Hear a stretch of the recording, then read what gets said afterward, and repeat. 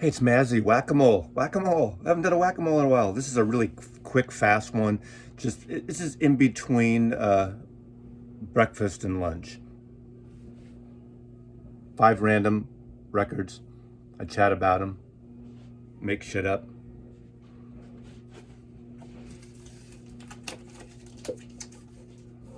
One, two, three, 4, 5. Okay. Ultravox Quartet. I don't know what order this is, but the Beatle connection is this one was produced by George Martin. Mitch Urge, or how you pronounce his name? You know, I mean, the guy that kind of wrote the Band-Aid song with and produced that whole Band-Aid Christmas thing. I like it. I like the voice. I like the voice a lot. But what I love about this album, the opening track, "Reap the Wild Wind." It's so majestic in that new wavy post-punk, but new wave. It's a new wave record. Visions of Blue. In fact, I'm gonna go play this. "We Came to Dance." That's a real commercial song. I don't know if the single's on here. This is from 1983, Ultravox.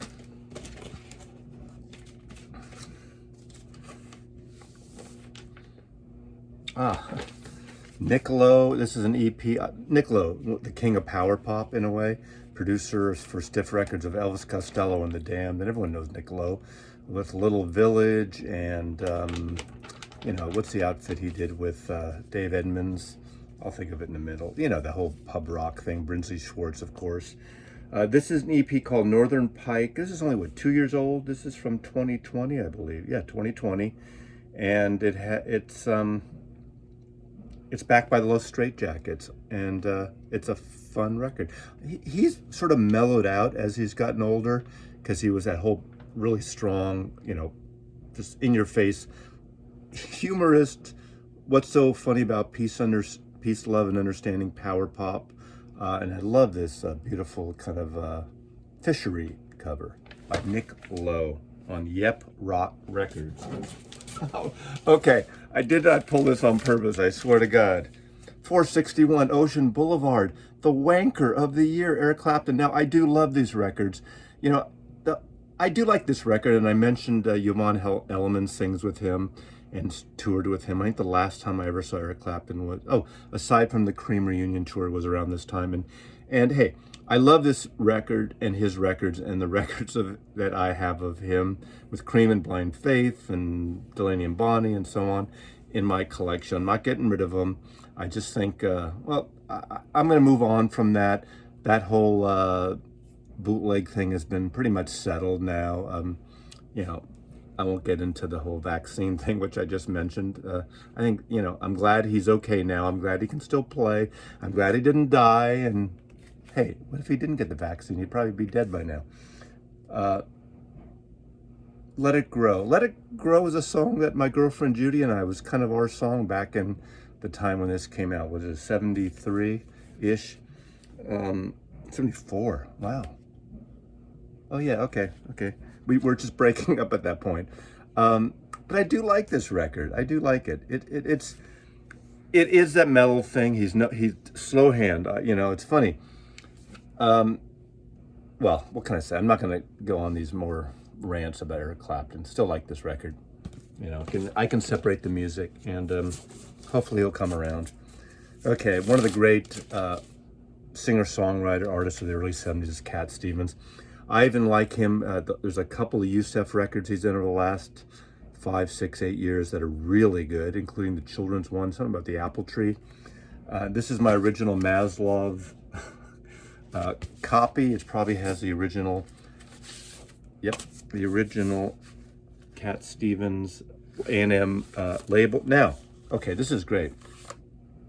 I saw him at the Berkeley Community Theater when this album came out, and I taped the review. Philip Elwood was the music critic for the San Francisco Examiner.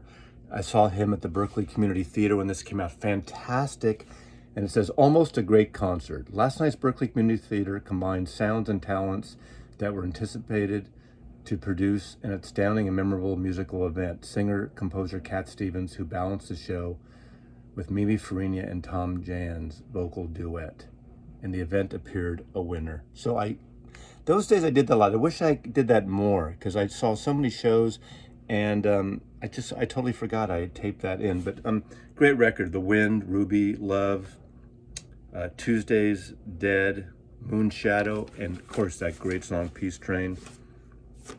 10,000 Maniacs did a great cover of Peace Train years later. And of course, wonderful illustrative artwork by Cat Stevens. He does his own artwork on his records. Fantastic artist as well. And lastly, from San Francisco, and a band I didn't get into in San Francisco, the Jonestown Massacre, and this is their Satanic Majesty's second request. Great sort of neo-psychedelic, dirgy music. Really interesting record. I have about 4 of their records now, but again, I'm late to the party, the literally Massacre party. I love this sort of take on their name from Satanic Majesty's Request and from the Jonestown Massacre. You probably know I was in San Francisco when that happened. They took over, the whole Jonestown people took over this temple, which became Temple Beautiful, which was a synagogue my family belonged to way back in the day, literally right next door to the Fillmore Auditorium on Fillmore and Geary in San Francisco, California. But this is a cool album. Find this album, you oldsters that don't buy a lot of new music. I think if you like psychedelic, if you like boomer stuff, but it goes beyond that. It's just really an interesting record. Highly recommended. So thanks for watching. More whack-a-moles in the new year. More vinyl junkie, memories of a vinyl junkie, more of everything, more location shoots, more friends and friends. Mazzy loves you.